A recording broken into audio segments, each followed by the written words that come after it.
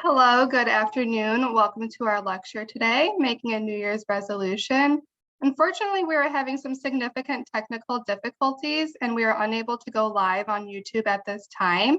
But do not sweat. We will record this video and post it on our YouTube page later today. I apologize for those of you that aren't able to view this at the time of the lecture at 1 p.m., but we will be posting it later.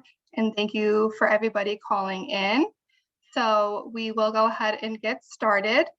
My name is Danielle Kiel. I'm social worker for Rush Generations, and I'll be your host today for Making a New Year's Resolution.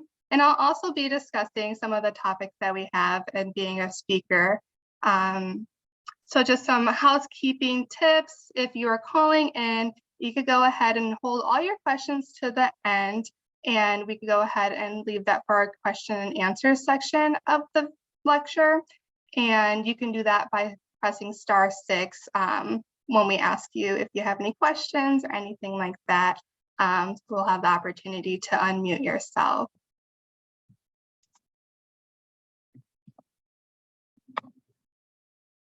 All right. So first up, we have Kristen Schwab, and Kristen has worked in the field of nutrition for over 20 years. She holds a master's in clinical nutrition. She's a nutritional consultant, a public speaker, and one of the only 29 certified specialists in genotronological nutrition in the state of Illinois.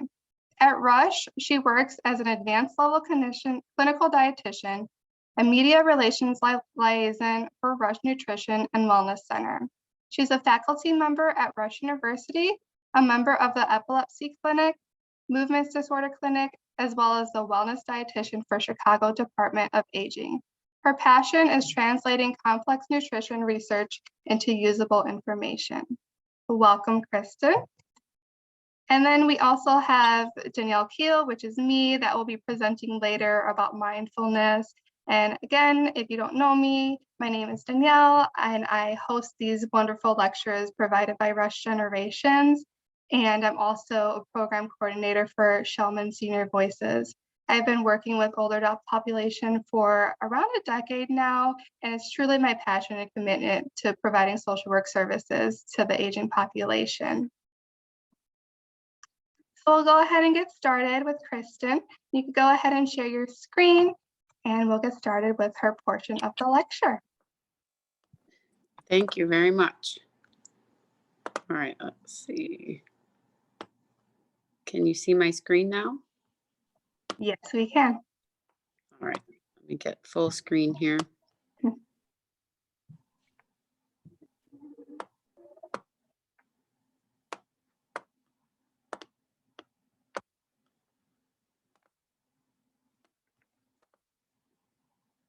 Excellent. Okay, so Happy New Year, everyone.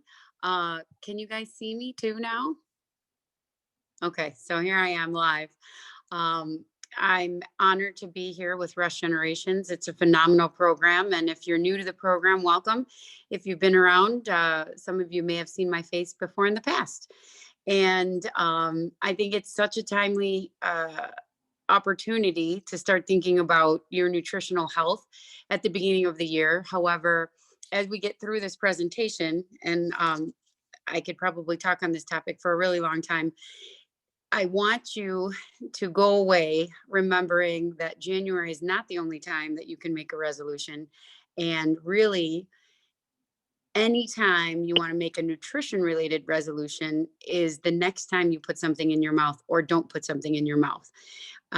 It doesn't have to wait till tomorrow or next week or when you go to the grocery store. It can happen in the present. And if you think about it in the present, you're more likely to accomplish that.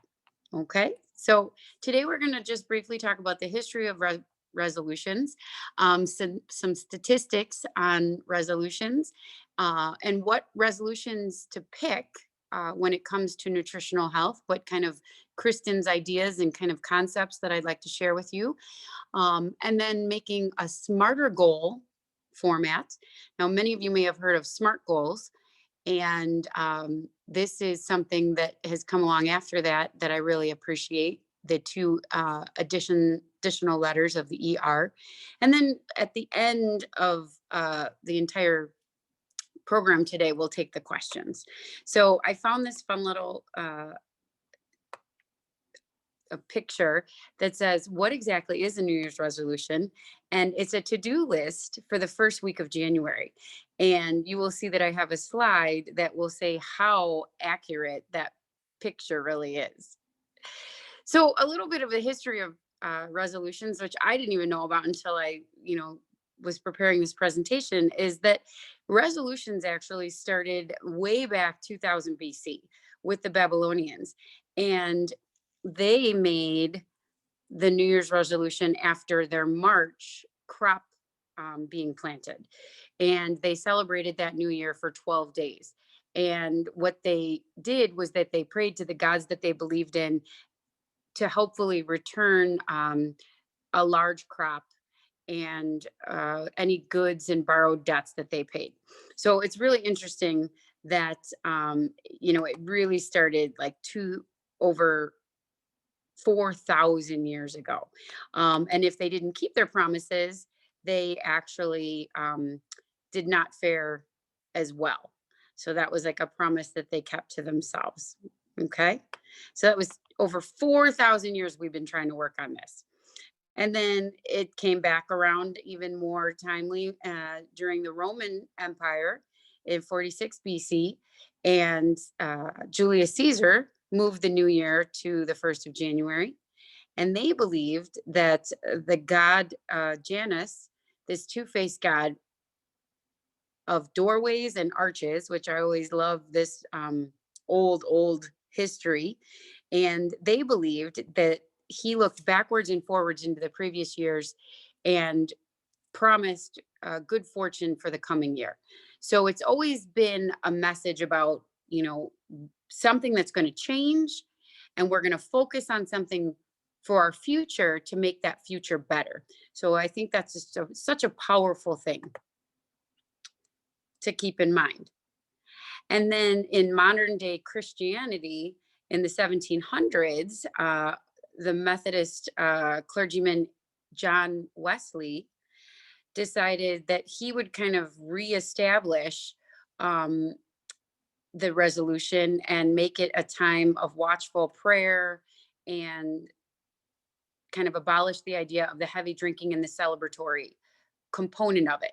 And they really prayed about making these New Year's resolutions and trying to, again, though, better themselves as a person and as a population. I'm sorry, my computer's going a little wonky. Okay. And today we've kind of taken all of the gods out and all of the kind of even the mythology part potentially of it. And as we all probably just celebrated in some fashion, or we're sleeping through it, we celebrated our new year on January 1st.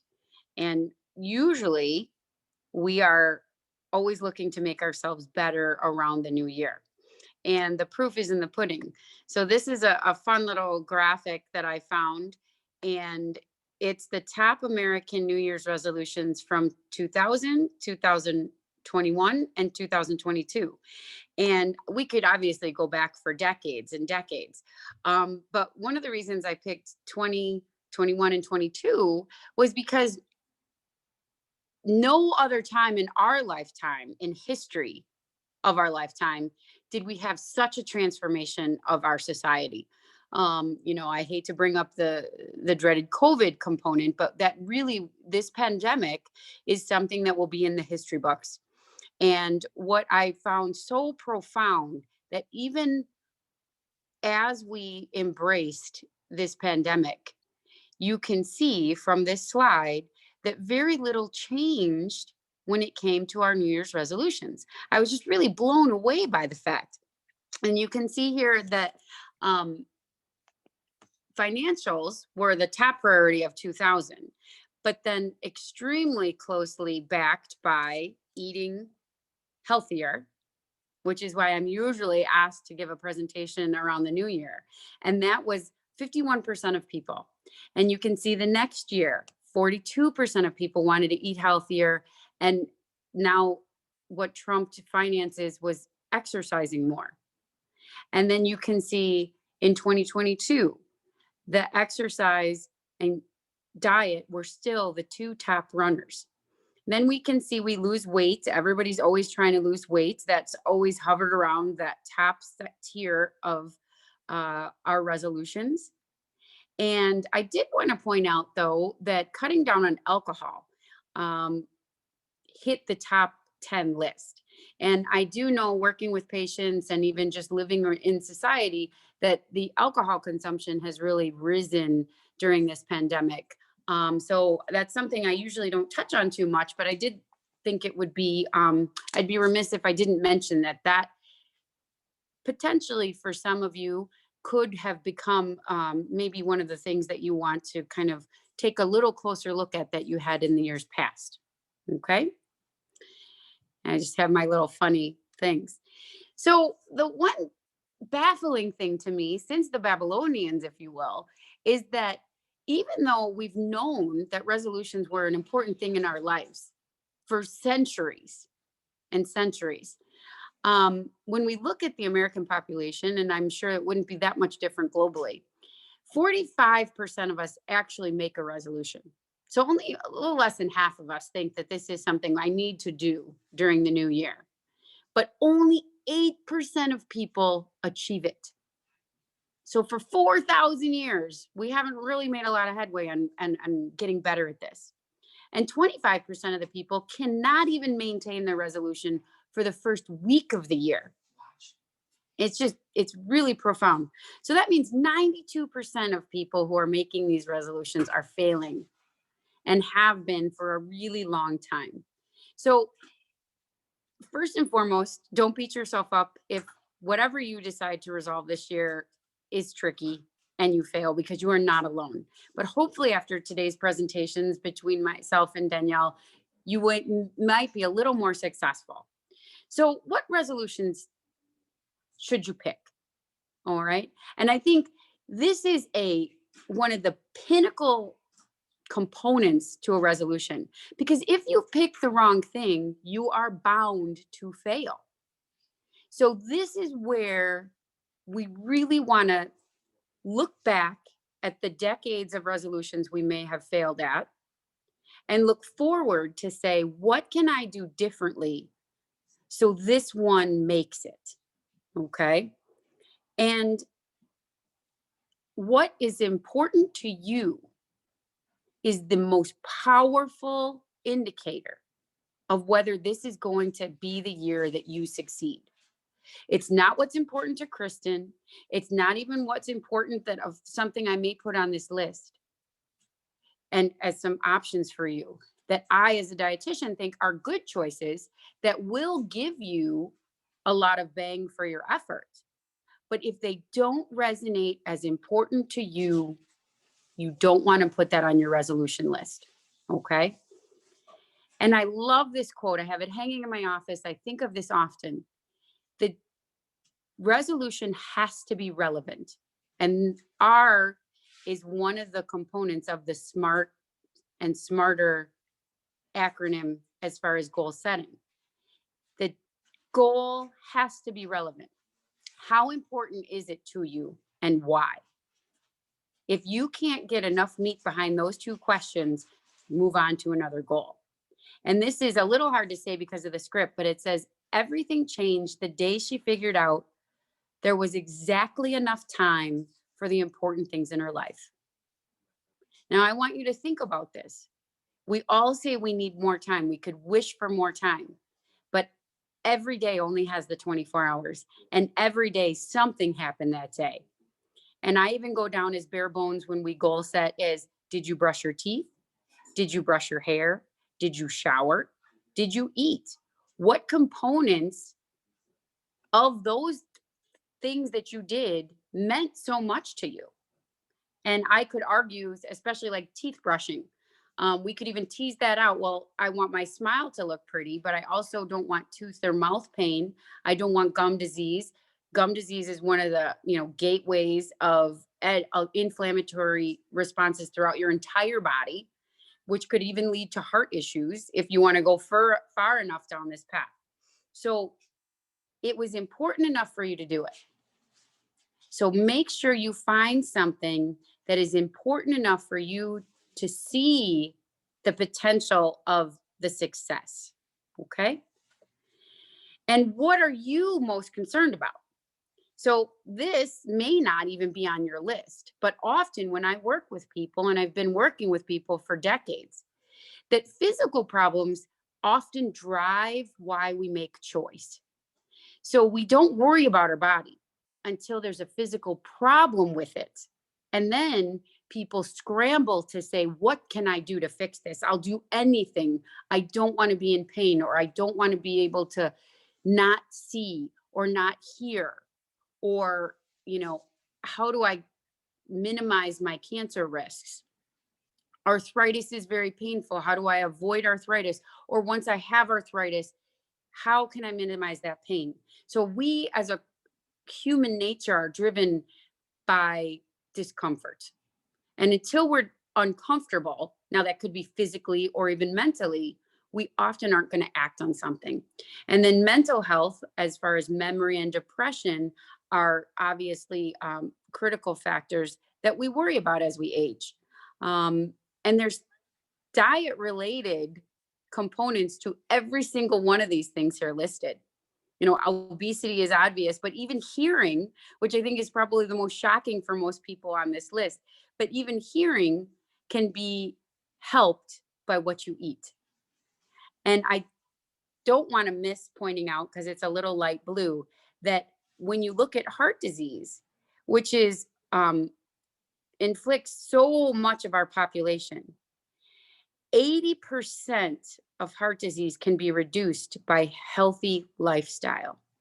So it's one of our biggest killers in this country, but 80% of it could be diminished, and it's in our power, not our genetics, but things that you might be able to put on your resolution list this year. And then as a dietitian, I like to call myself an additive dietitian. So number one, when people come to see me and we talk about what's going to be important, I say, let's find something we need to add to your diet. Now we're talking specifically about diet here, but this diagram are the 4 elements that influence our behavior. So it could be whether you're raising a child, helping somebody try to understand a process. But when we look at what influences our behavior, positive reinforcement begets positive outcomes. So in this case, as a positive reinforcement, we want to add, in this example, berries to our diet. So I know I'm looking at, and we'll get into some other ideas, but let's say, you know, all these great attributes about berries, the antioxidant potential, the fiber potential, their low glycemic index, they could go on and on about how phenomenal berries are. So I want to add it to my diet. You are more likely to accomplish that goal by adding something versus saying, I eat too much cake, I'm going to take out my cake. So it's a positive reinforcement because you're adding something positive. But then it can also work as far as taking away, if it's taking away something negative. So hydration is something we all struggle with, and we're terrible about it. But getting rid of an old water bottle that's hard to open is taking something away, but it's going to help reinforce your behavior, because this thing is clunky or old or hard to wash and it just becomes a headache. Now you're getting rid of a negative problem and therefore going to have a positive outcome. So think about these things. And it may seem very tedious, it may seem very meticulous, but those are the little switches that you're going to make this year that you may have never done before, and you are going to find out you're going to have a positive outcome because of it. So these are just a bit of a laundry list of superfoods for your eyes, or cancer fighting foods, or this one is a breakdown. I love that it says, carrots for your eyes, walnuts for your brain, grapes for your lungs. And you can go and look at research for all these foods of why mushrooms might be good for your hearing. And they're not trivial. But here today, I only have 30 minutes to convince you of how to make a smarter goal that you're going to succeed. So this laundry list is here to say, what is most concerning to you? Are you worried about cancer? Are you worried about your eyes? You might be worried about all of them, but write a list to yourself or even create a bullseye and say, what is that core? What means the most to you? And put it there. And then maybe pick one of those foods that's going to help with that particular issue. It doesn't mean the fringe won't matter, but we want to get chiseling it down so you have a real tight focus of what you're going to do. And if you pick one of these foods, we know that it's going to be driving you towards your end game. All right. Now, I don't know how many of you remember Jack Lalanne. I love this guy. I actually got to meet him one time. He was super fun. But this was this is a clip of one of his shows. And he's holding a paper in his hand where a woman wrote in saying, Jack, I'm interested. What should I be eating for breakfast, lunch, and dinner? Give me a good breakdown. And I love this because if you really look at it, not much has changed since he aired this film. We want to, and I'm sure most of you would attest to that fruits, fresh fruit, eggs or meat or both, whole grain, toast. The honey, we don't have much on the honey, but the black coffee we have research for, the milk, all of those things are things we still recommend today. A big vegetable salad, and again, meat or fish or low calorie cottage cheese. And then again, more vegetables and some uncooked vegetables, another great source of protein, and some more fruit and yogurt. And I don't know if it makes me feel better or worse, but if we would have listened to Jack decades ago, I wouldn't have a job. And it is my goal as a dietitian to really not have anybody to see, because that means the world is kind of able to do it on their own. But until then, I'm here to help. So again, what choices to make? And a lot of people say, well, where do I start, Kristen? And I'm a huge proponent of the MIND diet. And this diet is not something that was a cause and effect diet, but what researchers did actually at Rush University Medical Center, they found out that through analysis of people's food records, what people ate and what people didn't eat, and how they fared with memory and Alzheimer's diagnosis. But since this diet came out, it has been continually duplicated and branched out to how it's helping with Parkinson's disease and vascular health. So there's a myriad of benefits to this diet. But I'm not here to specifically pick this diet for you. There are 10 components to this diet that I think would be potentially perfect starting blocks if you wanted to add something to your diet to get the biggest benefit out of it. And you may even look at this list and say, you know what, Kristen, in the next year, I'm going to pick one of these foods and I'm going to add one a month. And by the end of the year, you might have all 10 that are listed, and there's 5 that you should avoid. So 5 that you're going to be potentially pulling away. But like I said, don't necessarily start with those 5. And I'm not embarrassed to say that butter is one of my favorite foods, and it's on the avoid list. But when I found out that butter was allowed as long as it was less than a tablespoon a day, I was a little more relieved because I don't eat that much butter. So getting to the smarter goal, the goal has to be specific, measurable, achievable. And I bolded out relevant because I think it's too bad we couldn't have started a word that acronym that started with R, because if it's not relevant, you're going to get snagged right there. You might as well stop. Has to be time bound. So like I was mentioning, if you want to start picking something off the MIND diet, give yourself a realistic time frame of how you're going to actually incorporate that. You want to evaluate yourself. And this is where the ER comes. How are you doing? What have you learned? And how can you improve your process? Don't say you failed. Say, what is wrong that this didn't happen this last month? or this last week or whatever your goal is? How did I not accomplish it? And you need to write it down. You need to flesh it out, and you need to post it somewhere on your fridge, in a cupboard, in your bathroom, somewhere you're going to see it readily. And then you need to give yourself a reward. When and how are you going to celebrate yourself that you did this? And it doesn't have to be with food. Maybe it's, buying yourself something, or maybe going on a trip. And again, it doesn't have to be a trip to the Bahamas, like The Price is Right or something, but it could be just something that you celebrate yourself with, whether it's even getting together with some friends via Zoom, as this crazy pandemic is. But those are the key pieces that is going to help you achieve that goal. And then you need to be patient with yourself. And I'm going to wrap it up with this, that research shows the 21-day habit line is not accurate. Okay. Some people say it takes 21 days to cause a habit. And in reality, some studies show 18, some show 245 days. So the best advice that I want to give you is that to have a habit form, give yourself about 100 days before it really becomes set in stone. Now, in the past, I'm Catholic, and we fast for Lent, and that's a 40-day fast. I've also used that for some people who may have this window already built into their life and in their culture. And I was kind of addicted to French fries years back, and I kept giving them up for Lent and New Year's resolutions, and I failed and failed and failed. I didn't flesh it out enough.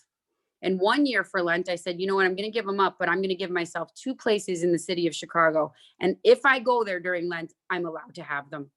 Well, it just so happened that year we didn't go to those places. And my husband and I, after Lent, happened to be there. And he's looking at me, kind of grinning, saying, and I was like, why are you looking at me? And he said, are you going to get your fries?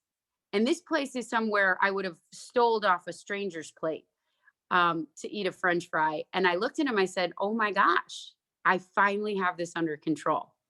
So it can be this trivial as a French fry, but I was not in control of that. So I want you all to think about that and be as honest to yourself and as dedicated to yourself, and really find what's going to be relevant to you. And remember, everything changed the day you'll figure out that there's exactly enough time for the important things in your life. Thank you.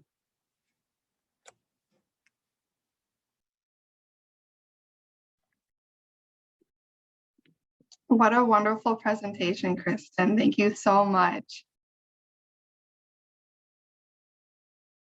We're definitely on our road to setting new goals and resolutions and habits. And I appreciate that, it takes 21 days to make a habit, but, extending that to 100 days, because we want you all to succeed. So thank you.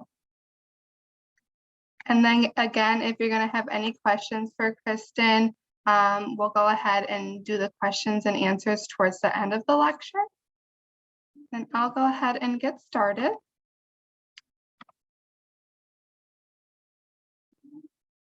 All right.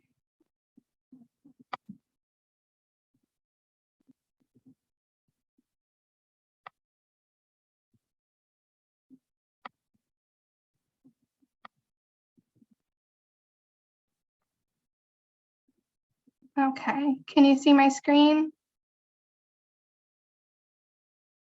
Yes. Okay.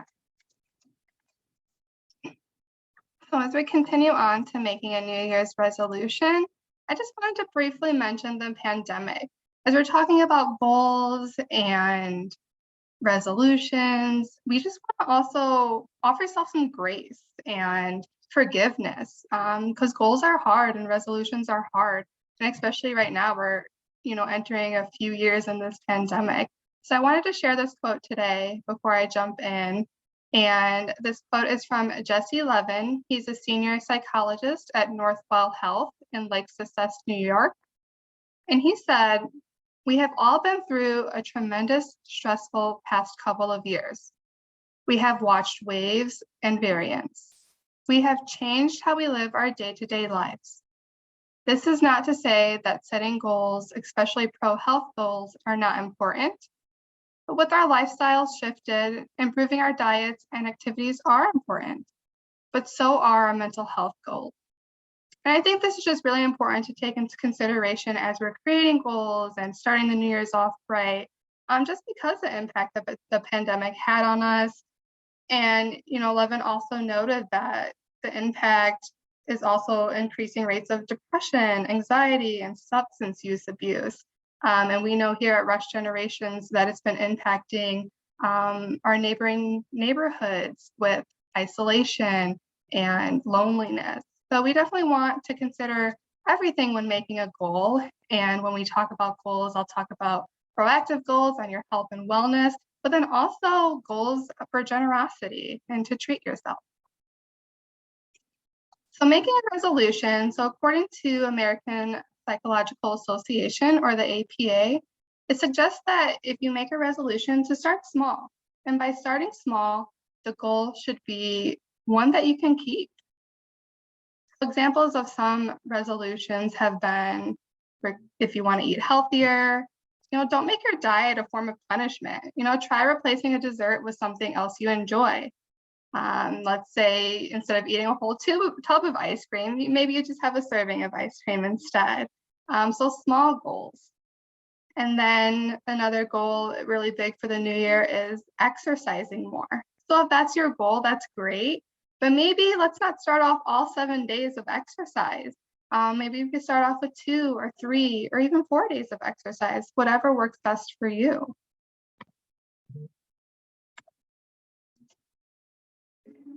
And when we talk about New Year's resolutions and goals, there's some things to consider. So setting goals can help you identify what matters most to you. As a social worker and program coordinator for Shellman Senior Voices, I love to help older adults and individuals identify what's most important to them as they age, what's most important to them when it comes to their health, their community, the health care. So that's something to consider while setting goals. What's really important deep down to you to make those goals as successful as possible? A goal should be based on your values and on the things that are most important to you. So you want to make a goal that is important to you, not to your brother, not to your sister, not to your loved ones. What's important to you? And a goal should be realistic and include what you specifically want to achieve or do. So I know Kristen was talking about SMART goals.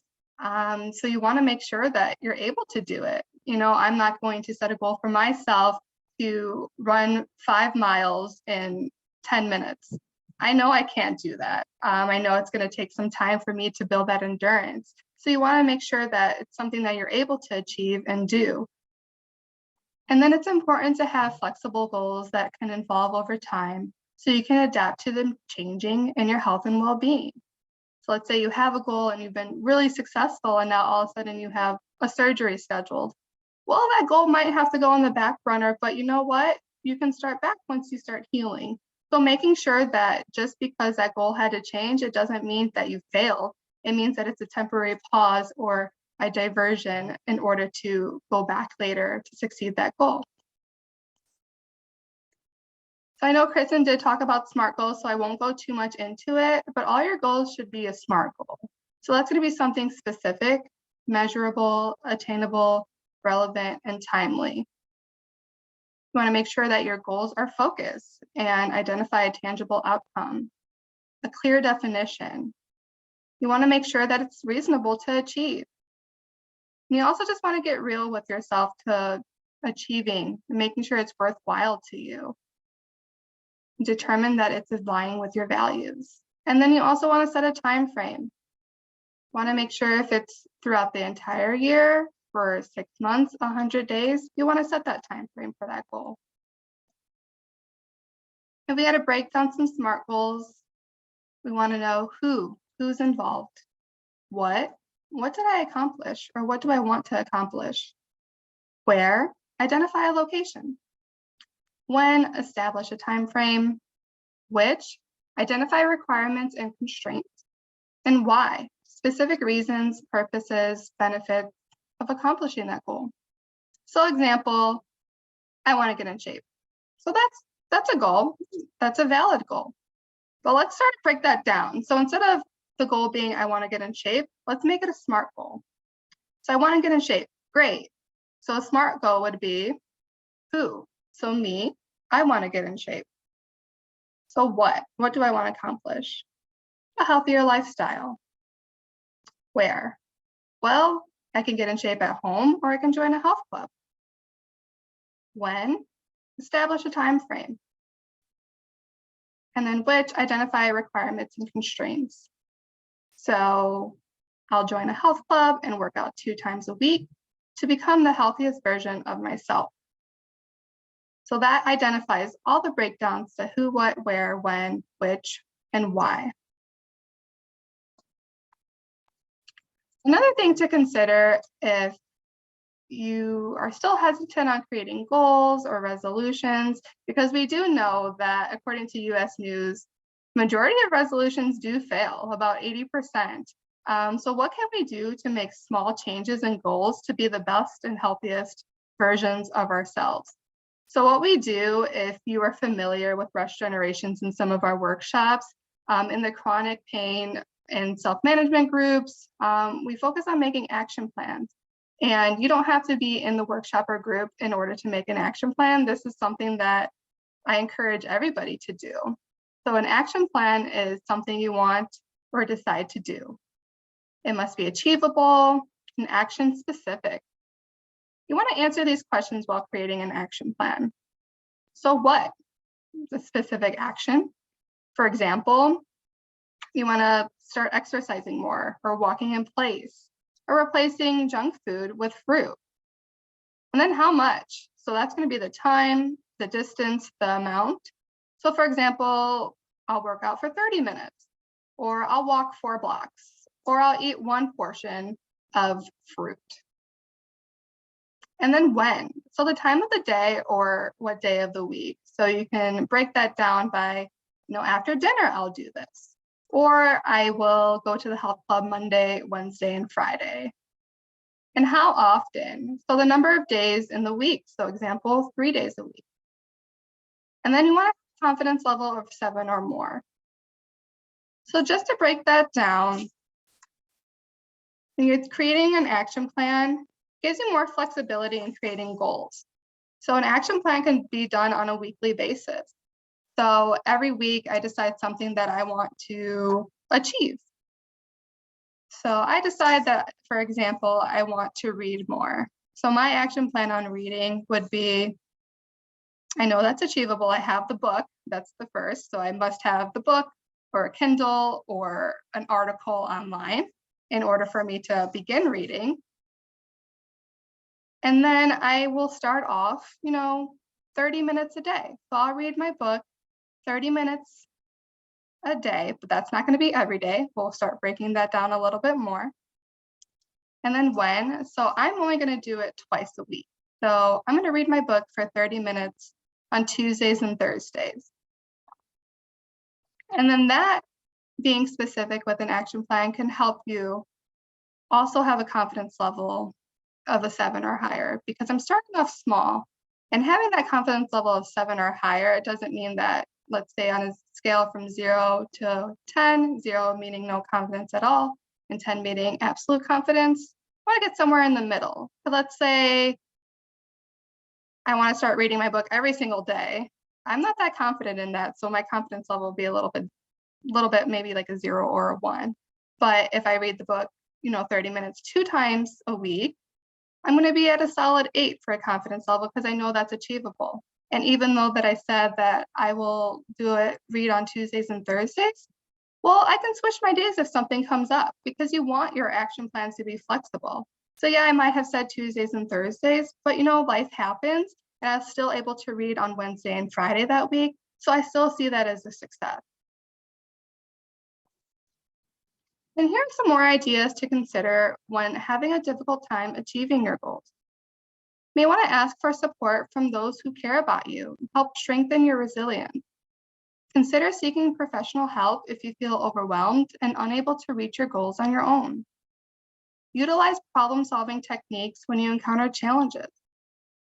Practice affirmations and positive thinking.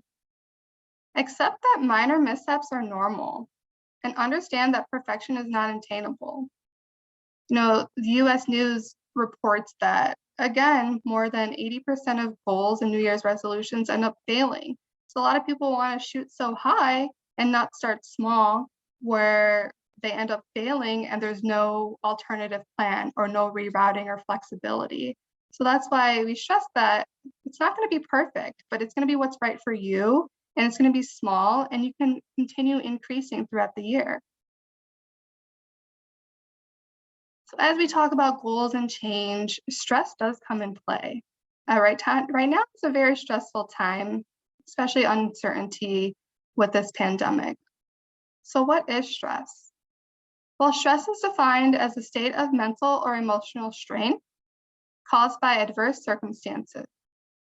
So all change, either goals, resolutions, action plans, can entail some emotional friction that can cause stress. Stress can sometimes make us feel anxious, depressed, frustrated, have fatigued, or feel weak. And failure can also cause stress. And stress can lead to self-sabotage. So we want creating change and a New Year's resolution and a goal to be successful and to not cause stress, but sometimes that might happen. So when it does, that gives us the opportunity to reflect on our goals and reflect on, am I self-sabotaging myself with these goals? Is it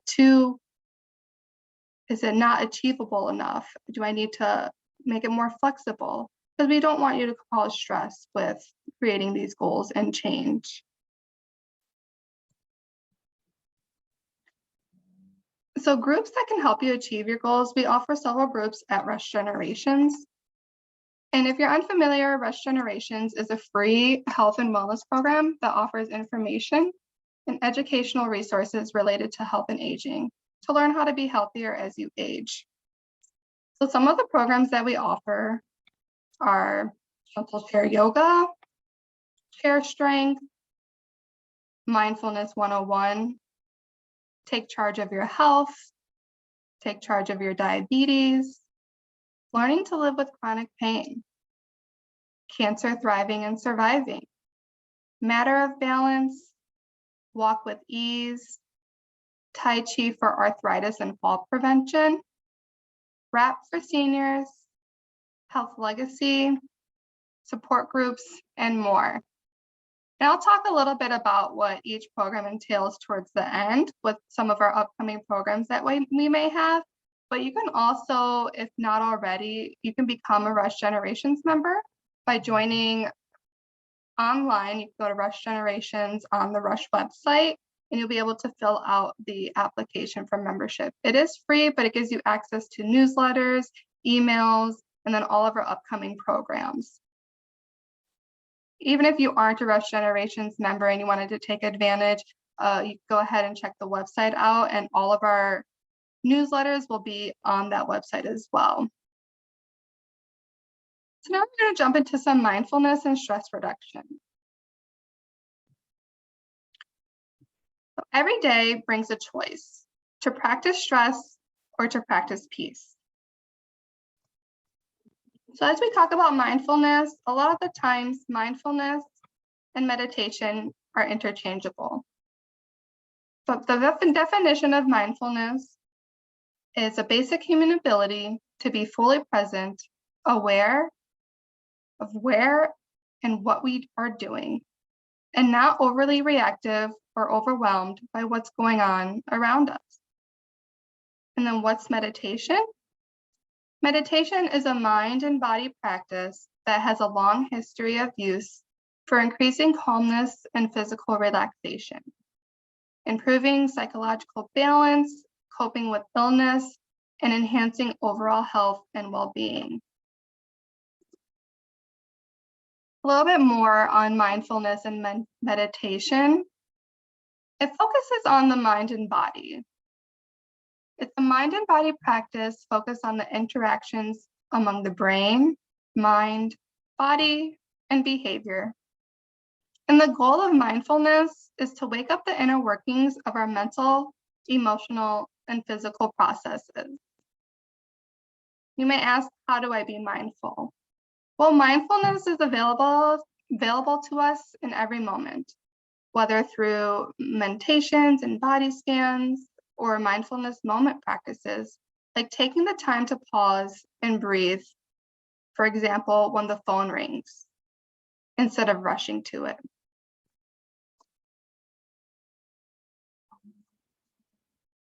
So now I want to slow down the lecture and take a pause and start with a body scan. Now, if you're uncomfortable doing a body scan, you can go ahead and mute or the Zoom for a couple of minutes as we do a body scan. But basically, this exercise will enhance the quality of rest, ease painful muscles, and help with shortness of breath. It relaxes not only the mind, but also the muscles.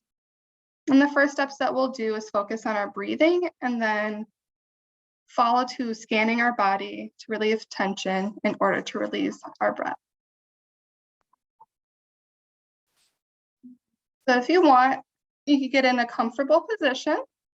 If you're sitting, place both feet on the floor. Just want to be as relaxed and comfortable as possible. If you're unable to sit, you can feel free to lie down, stand up, whatever's most comfortable for you.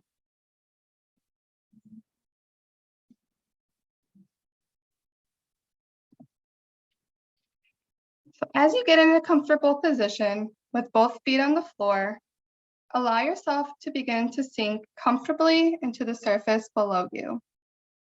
Allow your eyes to close gradually. From there, turn your attention to your breath. Breathing in, allowing the breath gradually to go all the way down to your belly. And then breathing out. And again, breathing in and out.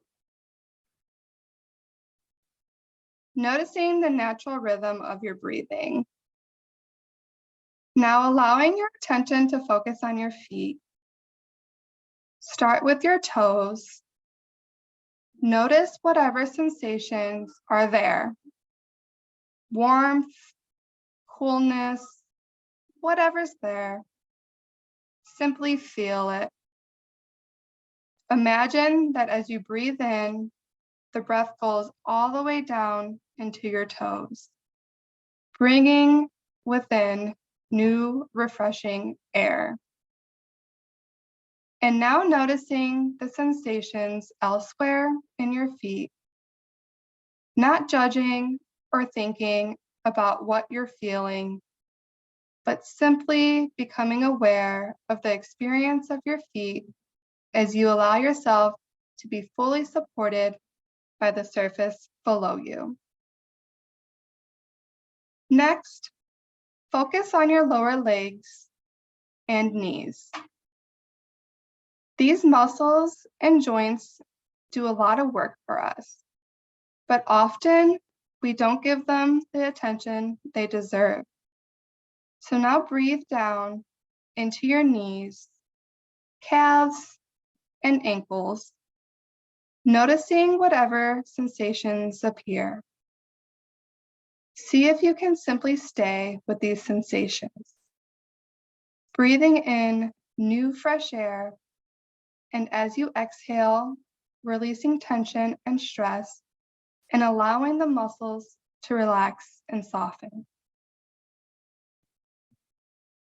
Now move your attention to the muscles, bones, and joints of the thighs, buttocks, and hips.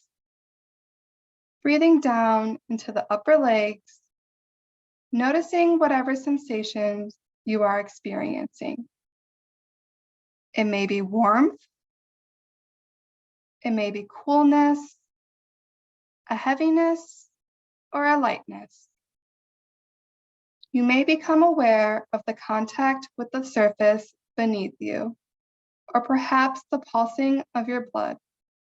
Whatever's there, what matters is that you're taking time to learn to relax deeper and deeper as you breathe in and out,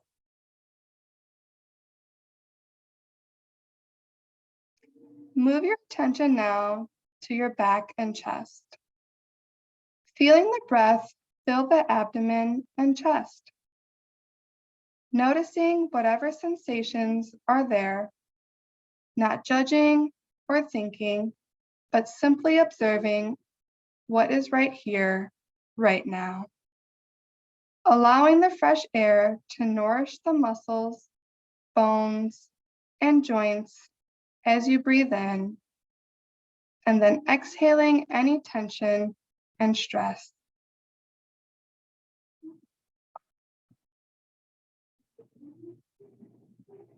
Now focus on the neck, shoulders, arms, and hands. Inhaling down through the neck and shoulders, all the way down to the fingertips. Not trying too hard to relax, but simply becoming aware of your experience of these parts of your body in this present moment. Turning now to your face and head, notice the sensations beginning at the back of your head, up along your scalp and down into your forehead. Then become aware of the sensations in and around your eyes and down into your cheeks and jaw. Continue to allow your muscles to relax and soften as you breathe in nourishing fresh air and allowing tension and stress to leave as you breathe out.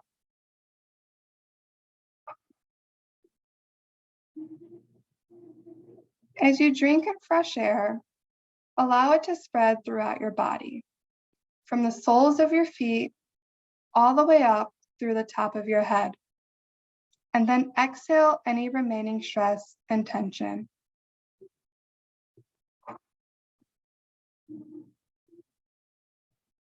And now, take a few moments to enjoy the stillness as you breathe in and out. Awake, relaxed, and still. As the body scan comes to a close, you are now coming back into the room, bringing with you whatever sensations of relaxation, comfort, peace, whatever's there, knowing that you can repeat this exercise at any appropriate time and place of your choosing. And when you're ready, you can open your eyes and we'll get back to the lecture.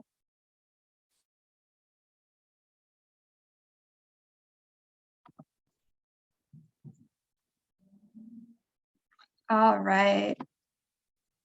So I hope that was nice and relaxing for you. So this is a body scan. We actually do that in one of our workshops for Rush Generations in our chronic disease self-management. But it's just a really good tool and exercise to just get present and take a couple of minutes to breathe and relax and to reduce stress and anxiety and anything going on and focusing on the present moment.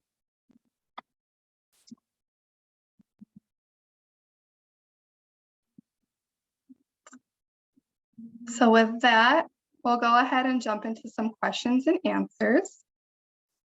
I'll go ahead and stop my screen. So I know we don't have access to YouTube right now. So when we do post this later, if you were to have a question, you can write it in the comments on YouTube. It's not a live chat, but you still will be able to write a comment and ask a question, and I'll monitor that video that we post, and I'll go ahead and answer those questions throughout the week. But if you are dialing in, if you have a questions for me or Kristen, you could go ahead and press *6 and we'll be happy to answer your questions.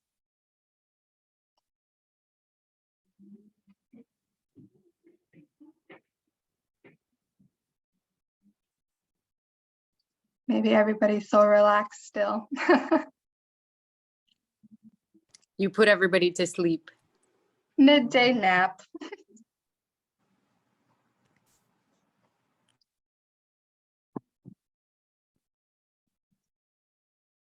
again, if you have any questions, you can press *6 and you'll be able to unmute yourself. Either that or they're all diligently writing down their ideas for their resolutions. Of course. So much and information. writing all the answers to their smart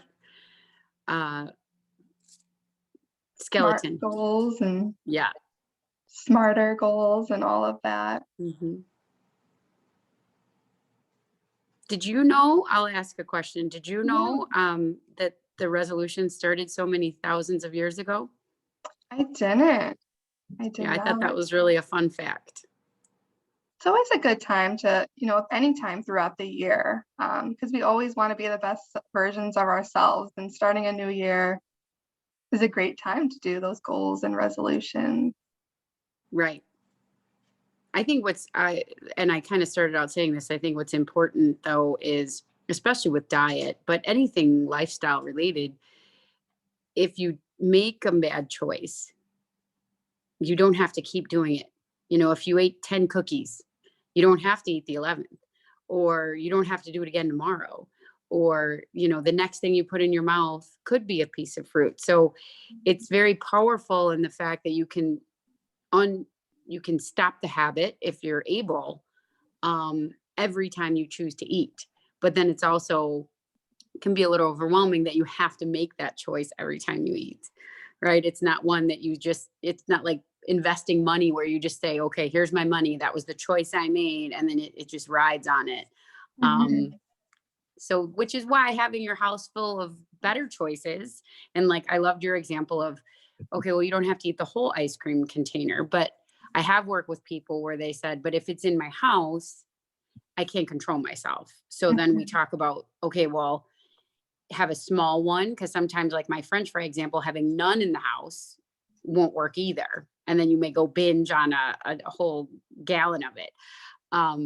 But really saying, okay, what's going to work for me? Another analogy I had was I could not get myself to exercise. That was a really hard thing for me.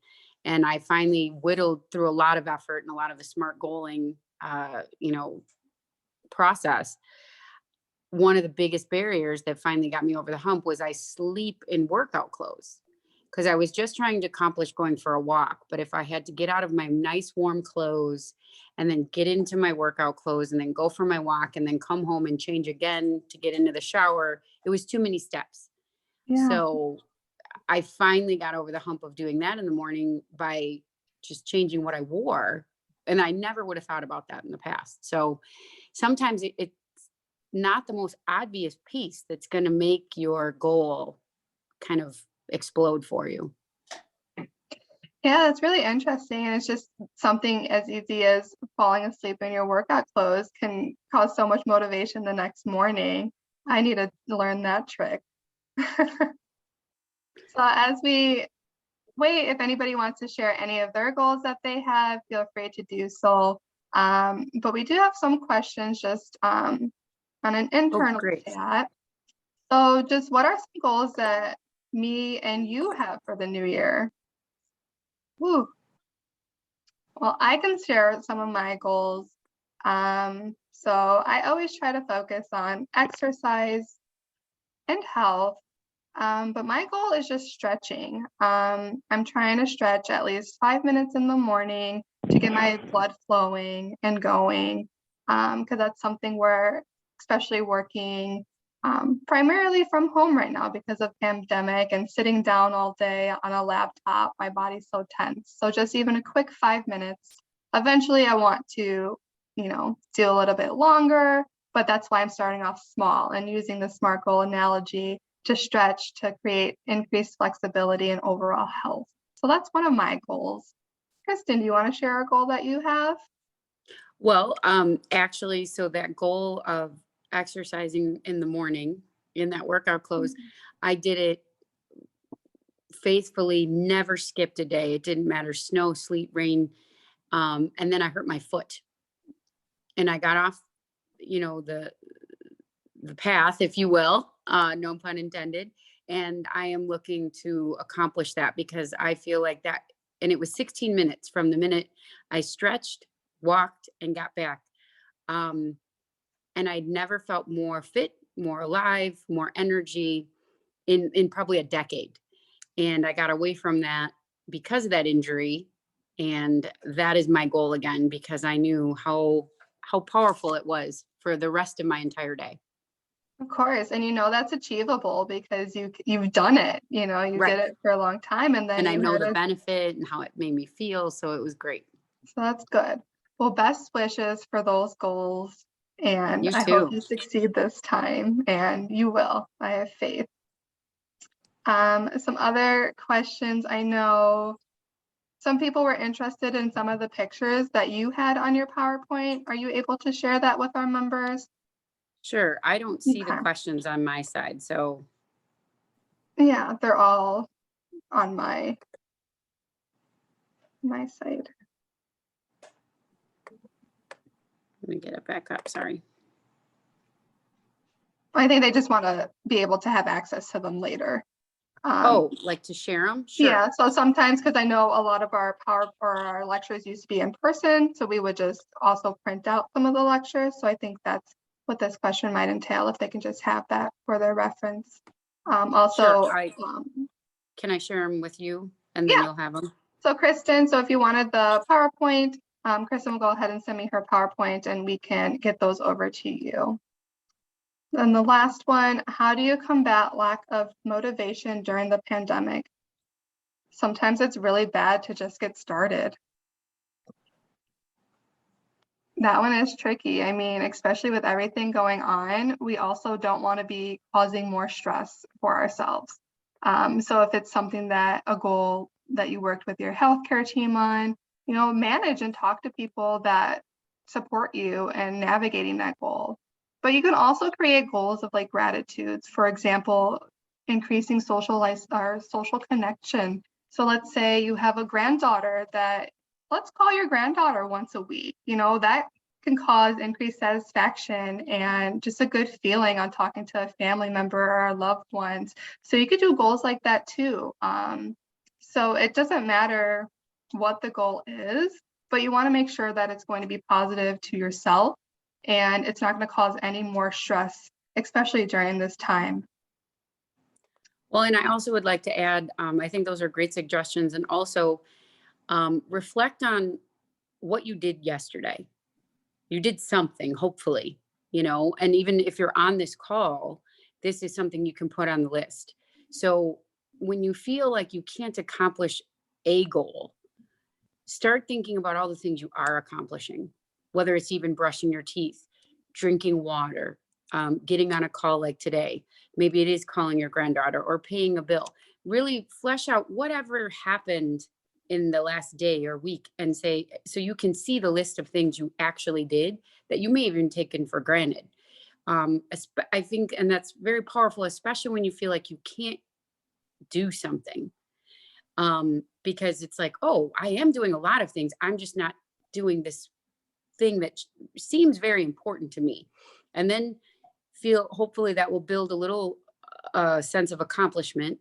And then you can really look at the thing you're struggling with and saying, well, why isn't it as important as I actually thought it was? Because if it was important, all those other things that got done yesterday were important because they got done. So kind of maybe morphing your goal into something that's maybe it's too big of one, or maybe there's just components to it, like me wearing the exercise clothes. Like that was a piece that was the game changer. So that might help build some momentum of motivation because you did do all those things. I love that. And it's definitely something, because right now we might take some things for granted, just as what you mentioned, just I'm able to brush my teeth. I'm able to do this. I'm able to do that. So I do appreciate that. And just even practicing positive affirmations.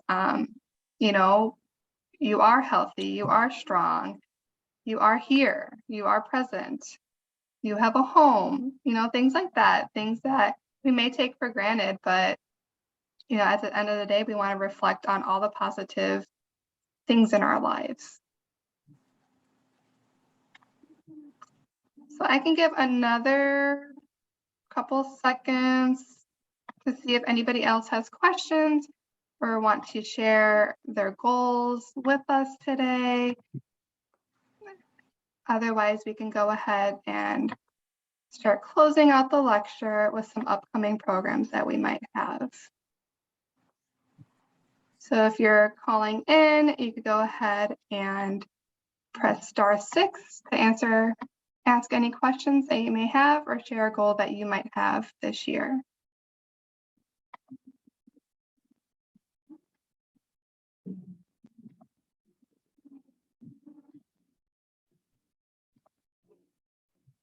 Okay.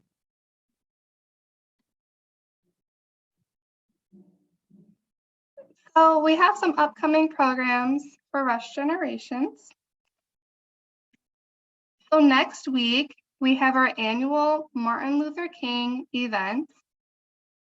That's going to be next Wednesday, and the time is different. It's 11:30 a.m. until 1:30 p.m. So the Zoom information is the same. So if you wanted to dial in, you could dial in at 312-626-6799 and enter the new meeting ID, which is the same meeting ID you used today. And that's 688-127-6741. And this event is we have this event every year, and it's very popular and powerful. This year's slogan is Beyond the Marches and Slogans, Advancing Equity, Honoring the Legacy of Dr. Martin Luther King. So we host this event every year in collaboration with the Office of Community Health and Equity and Engagement. And we are looking forward to having you participate and attend. And hopefully we will, but we will get that YouTube Live all fixed and sorted out. So you'll be able to join in on YouTube and watch the lecture live there. Some of our upcoming workshops for evidence-based workshops are a Matter of Balance. Matter of Balance is going to be on Tuesdays and Thursdays from January 11th until February 9th, from 10 a.m. until noon. And if you're unfamiliar with what Matter of Balance is, it's an 8-week session workshop for individuals who have begun restricting their physical or social activity because of the fear of falling. The workshop utilizes problem solving, confidence building, and balance improving exercises and cognitive restructuring to help participants prevent falls, improving their balance, and regaining the ability to do what's most important to you. And then we also have Take Charge of Your Health, which is in Spanish, on Thursdays, January 13th through February 24th.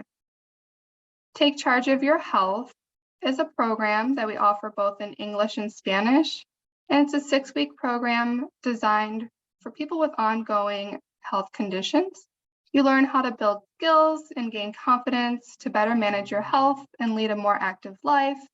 Over the course of 6 weeks, they'll discuss goal setting, nutrition, physical activity, medication, pain management, effective communication, and strategies for working with healthcare professionals. Some of the tools that I used today are some of the tools that are offered in this workshop as well, including the body scan and then creating action plans. And then the English version will be on Mondays, January 31st through March 14th from 10 to 12:30 p.m. All of these workshops continue to be offered through Zoom. We also have Walk with Ease. So if you live close by near the Garfield Park Conservatory, you can join the Walk with Ease walking group Wednesday, Thursdays, and Fridays from February 16th through March 25th. The time would be from 1 to 2:30. And this group just meets regularly in person, again at the Garfield Park Conservatory in Garfield Park. But we have the opportunity to also offer virtual sessions if you can't come in person. And each week you'll meet for 30 minutes to an hour to check in and learn information about how to incorporate healthy habits before embarking on the self-paced walk for 10 to 45 minutes. And then Cancer, Thriving, and Surviving. That will be on Fridays, February 4th through March 18th from 10 to 12:30. And that's going to be a 6-week supportive workshop for those who are both currently in cancer treatment or remission Topics are relevant to both physical and mental health as the cancer survivors are discussed, such as nutrition, healthy communication, coping with uncertainty, setting priorities, decision-making, and evaluating treatment options. We have a lot of programs, so bear with me. We also have Tai Chi for arthritis and fall prevention. That workshop will take place on Mondays and Wednesdays, January 19th through March 16th from 11 to noon. And that workshop helps participants improve their balance while fostering mindfulness. Other benefits including relieving pain and stiffness, reducing stress, and improving the quality of life. We offer 16 one-hour sessions. So this is a lengthy program. So just know if you do want to participate in Tai Chi, that is a lengthy commitment. So that's something that we want to keep in mind because we want you to complete the whole class and succeed. And gentle chair yoga. So if you're familiar, we offer gentle chair yoga. That's going to be on Thursdays, January 20th through March 10th from 11 to noon. And everyone's welcome to this program. It is a fee-based program. However, we do have scholarships available for those in need. But you can be new to yoga, you can be a yoga expert, but this class is going to teach you some poses that can be done while standing, sitting on the floor, or sitting in the chair. And then we continue to offer some support groups. So some ongoing support groups that we have are coping and connection in the time of COVID. That's going to be the third Wednesday of each month from 3 to 4. The phone number is 312-535-8110, and the access code is 928-919-117. And what this group is, it just meets to talk about your feelings of isolations and wanting a chance to connect with others throughout this pandemic. Diabetes education and support groups are going to be the third Thursday of each month from 2 to 3 p.m. That phone number is the same as above, which I just 312-535-8110, and the access code is 625-802-403. And that's going to meet via Zoom or phone number. And friends and family with people with memory loss. So that's going to be the second Monday of each month from 6 to 7:30 p.m. Some other programs that we offer, we're all about the programs and regenerations and health promotions and disease prevention because we're listening to all of our members and offering the most and maximum support that we can to be here for you during this time. The Senior Connection Friendly Caller Program is an ongoing program where you can receive a friendly call from a trained volunteer. It's designed to reduce the feeling of loneliness and increase social engagement. We also have the caregiver intervention. So this is for someone that is caring for an older adult. The Rush Generations Caregiver Intervention is here to help. You'll work with a professional to figure out how you can care for someone 65 years or older and get personal education and support and build an effective team and create plans that work for everyone involved. And to participate in this program, you don't have to be 65 years or older. You just have to care for someone that's 65 years or older. So we see some family that may be in their 40s or 30s, whichever, will be here to help. And then we have the Health Legacy Program for women. That's a 12-week sessions or 12 sessions, 6-week program for women of color. This program is designed to help women learn to eat right, lose weight, and learn how to better manage their health. Workshop sessions include exercise, nutrition, counseling, health education, and a supportive environment. And we're looking for volunteers. So we offer the Community Health Mentor Program each year. So that's for someone, you or someone that's managing a chronic health condition or disability and want to make a difference. So what this program is, you partner up with our interprofessional education students and you help with the training of the future healthcare providers So if you wanted to go ahead and take part of that program and help training future healthcare providers and students the programs for you, you must have access to the internet or device like a smartphone or a tablet and a web camera. And like always, we want to hear from you with Shellman Senior Voices. Shellman Senior Voices has been a part of Rush Generations and the Center for Excellence on Aging for over 3 years now. And every time we get a video and hear from you, we take it to make better decisions for healthcare and creating age-friendly health systems. These are some videos that are recorded that are on our website. So if you wanted to see more videos of older adults and even students and community members sharing what matters most to them as they age, you could visit aging.rush.edu/Shellman, and Shellman spelled S-H-A or S-C-H-A-A-L-M-A-N. And if you're interested in recording your own video to share what matters most to you, to share a New Year's resolution or a goal, we want to hear from you. So you can go ahead and go to the recording my story link, or you can point your smartphone at the QR code right below. I want to thank you again for attending this lecture today and just the patience that you've had, especially as we continue this virtual world and with YouTube Live not working or some other technical error that I might have, and I appreciate your patience. If you want to get in touch with us, you can always call if you have questions about any of our workshops or programs at 800-757-0202. Go to YouTube to rewatch this video or any of our videos, our mini clips, our lectures at YouTube and Rush Generations. You can follow us on Facebook. We're there under Rush Generations. And if you have any questions, you can email us at rush_generations@rush.edu. And you could always visit our website, Rush Generations and Rush Systems for Health. Thank you so much for joining today, and we hope that you have a safe and happy New Year and enjoy the rest of your day and all of your visions on creating goals and resolutions and action plans and all that good stuff. Yes. Good luck being the best you this year. Thank you. And thank you again, Kristen, for presenting today.